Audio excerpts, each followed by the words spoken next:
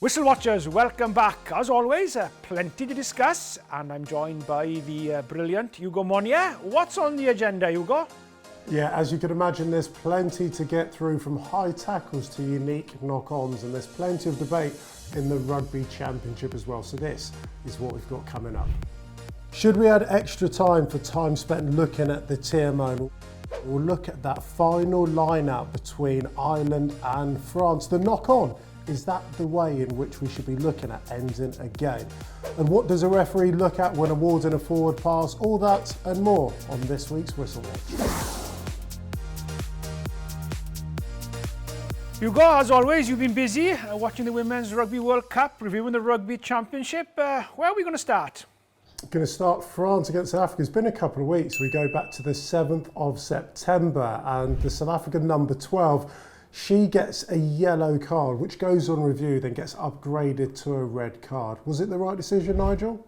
Well, yeah, so what they'll review you go this, first of all, they'll decide this head contact, and then they'll enter the process of is there foul play. So we do have foul play, and what we what they feel they have is a high degree of danger. So there's an impact, there's a collision, there's a high degree of danger. Now, the two things that they'll bring into account here is, first of all, even though there is foul play, they will see, is there mitigation? And if there's mitigation, so let's say player drop in height, last minute sidestep, which sort of alters what the tackler was going to do, then that mitigation can be applied. And even if there is a high degree of danger, it will remain at a yellow. But in this instance here, they feel there is no mitigation, and they feel the high degree of danger is enough to warrant that red card. Okay, on the same day, France took on New Zealand. We've seen a couple of charge downs on conversions. So Nigel, can you just explain the law around this, please? Yeah, so it's the movement of the feet. You can do whatever you want with your head, with your hands, with the shoulders. It's actually that movement of the feet. Has that movement of the feet done anything to entice your opposition that he or she is starting the run-up? And then if so, then the charging should be allowed. In this instance here, they allowed the charging of the conversion, but it should have been retaken, because when they did review it afterwards, there was no movement to entice the opposition. So yeah, this should have been retaken. I had a similar one in score was 22 all, Ireland, New Zealand in Dublin in 2013. Aaron Cruden is about to take the conversion. He does nothing to entice the Irish, but then Luke Fitzgerald and Tommy Bowe decide that they're going to charge, and they charge early. Cruden misses, and then he has to retake it then because he missed. If he'd have kicked it, then we would have carried on, and then it was the end of the game anyway. So it's a very, very difficult one, because what you need to judge is, has a player done anything to sort of entice, to tell them, I'm going to go? If she's done that, then that means that they're entitled to charge down the conversion, as long as they start on or behind the try line, of course. So in this instance here, it was felt that they weren't, and then they were sent back, quite rightly so. If it's missed, it has to be retaken. That's the key thing. The next game, Japan against Spain, we've got Anne Fernandez de Corres. She goes off with a 20-minute yellow card. That goes under review and kept at that level. Was that the right decision for you, Nigel? Well, again, going back to Hugo, it's all to do now with that, is there a high degree of danger? The difficulty of people may ask is, how do you decide if there is head contact, what is high degree of danger or not? And if we're honest, sometimes you will look at a head contact and you will have that gut feeling, doesn't look as dangerous maybe as a one before or a previous one. So you will have that gut feeling. Some things will look more dangerous than the others. So we do have the foul play here. We do have the upright tackle. But the feel is that there was not that high degree of danger. And for that reason, then, it remains on the yellow card and not upgraded to the red. So again, coming down to your interpretation, you feel of, is that high degree of danger or not? Canada against Australia. Canada were absolutely sensational in this game. We've got an Emirates fans question in. It says, Nigel, I want to ask about the unusual knock-on situation in the Canada versus Australia World Cup quarter-final, where the player regathered the ball. Holly Davison, she was refereeing it. She explained it brilliantly, didn't she, Nigel? But can you walk and talk us through the law there, please? Yeah, she did explain it very well, and for those of you, or maybe you in particular, will remember Wales against England in Cardiff a few years ago. Rhys Ramit scoring a try from something that was very, very similar. So the law of the knock-on is this. If a player loses control of the ball and then does not regather it, and that is the key word, regathering it, before it touches the ground or anybody, another player, or touches the ground, then it is deemed to be a knock-on. So if you're fumbling the ball, you're losing control of it, and you don't regather it, then it is deemed to be the knock-on. Now, what is confusing people is the complexity of this is, well, the ball went backwards. Yes, the ball did get knocked backwards, it didn't go forward, but the law says you have to regather it. And because she didn't regather that ball, it then is deemed a knock-on, even though for everybody watching, it went backwards, but she wasn't in control of it. So therefore, yes, quite rightly so, and well explained as well, correct decision, it is a knock-on. Nigel, big moment in the game between France and Ireland was right at the end of the game, and I've reflected on this a lot. It's a line out for Ireland to potentially win the game and make it through to a semi-final. France do a brilliant job of getting bodies up in the air. French player tries to get hands on the ball and it goes forward. That's a fair contest. We hopefully all understand that.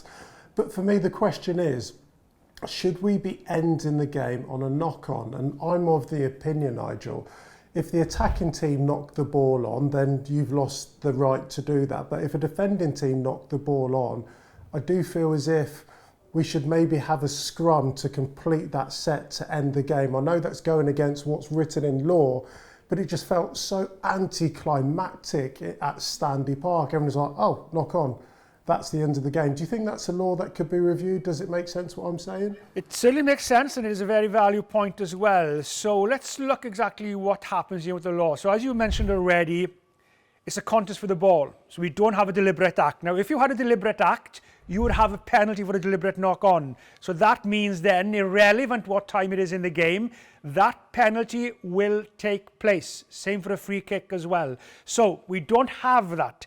So what does the law say? Well, the law allows that if the throw-in is not straight, which means now you're taking away the chance of a throwing-in team, I'm going to throw this not straight because then the game will end. Becomes a deliberate act, but a bit more difficult to pick up with the referees. So what the law allows is, if the throw-in is not straight, then the opposition will have a scrum, irrelevant if it was the end of the game or not.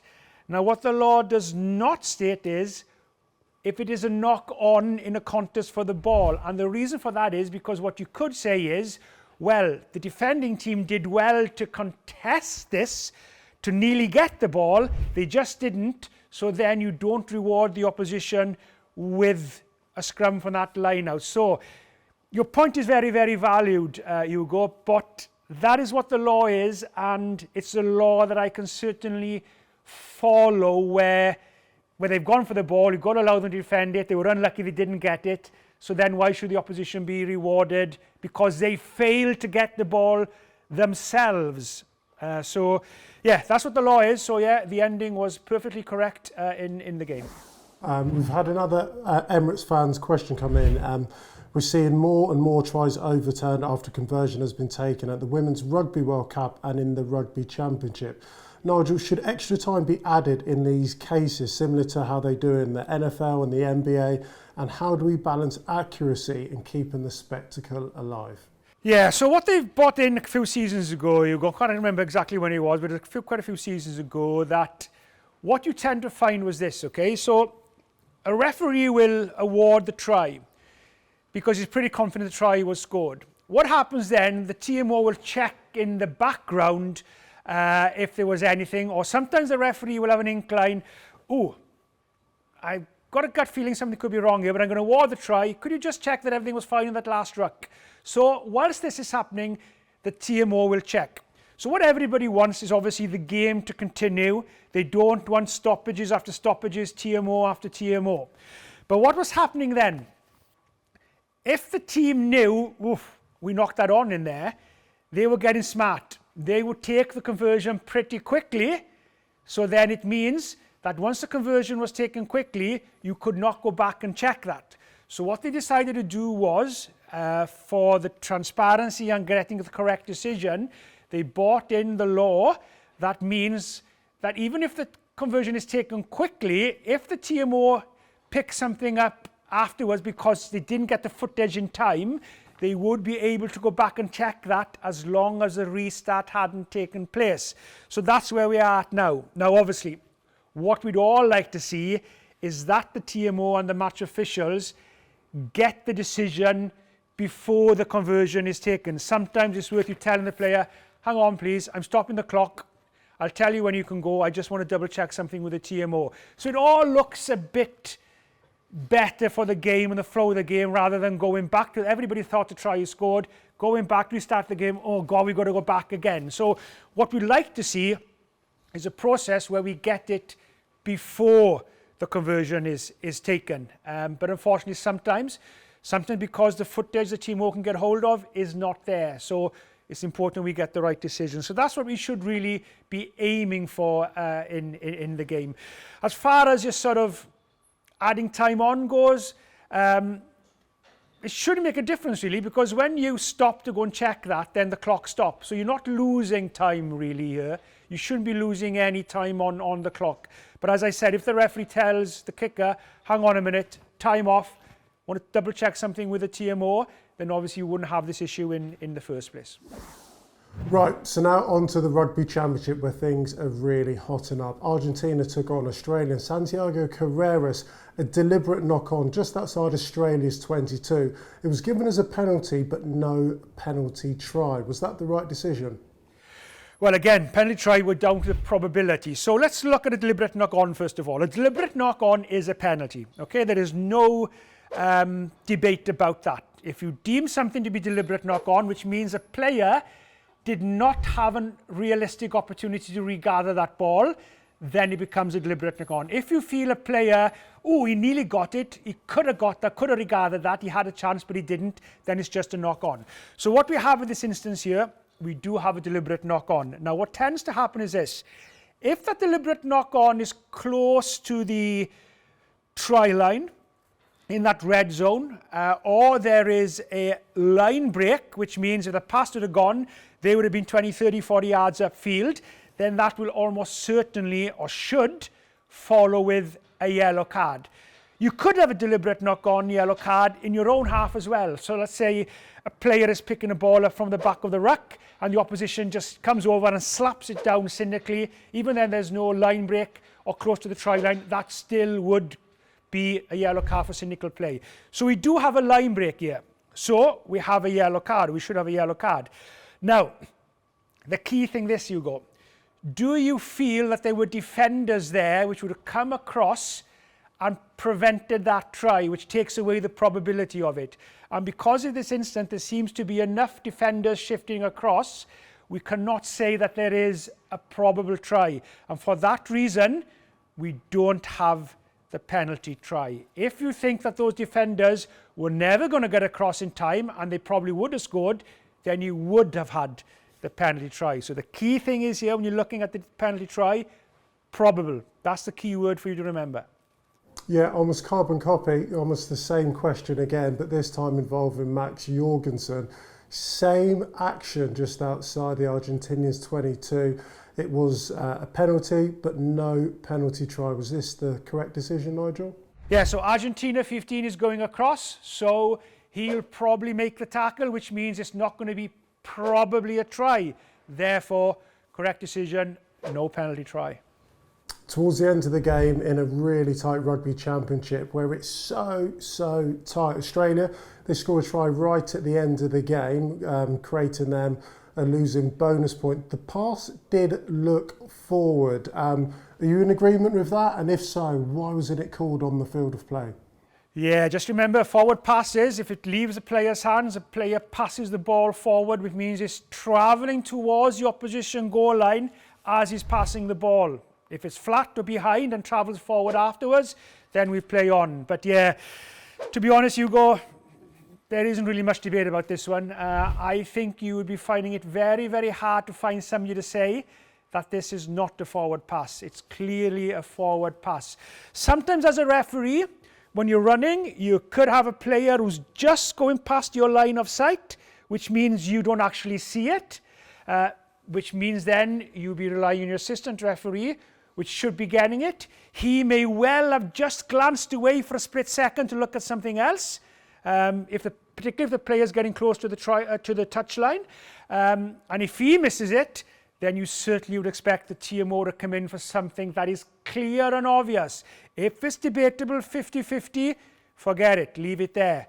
But in this instance here, somebody from that match official team should have had it, because there is no doubt it is a pretty clear and obvious forward pass. So yeah, disappointing that somebody from the team didn't get this. That would be their learning. In the next game, that team of 4 will have learnt we really need to get these decisions. So yeah, no doubt about that forward pass.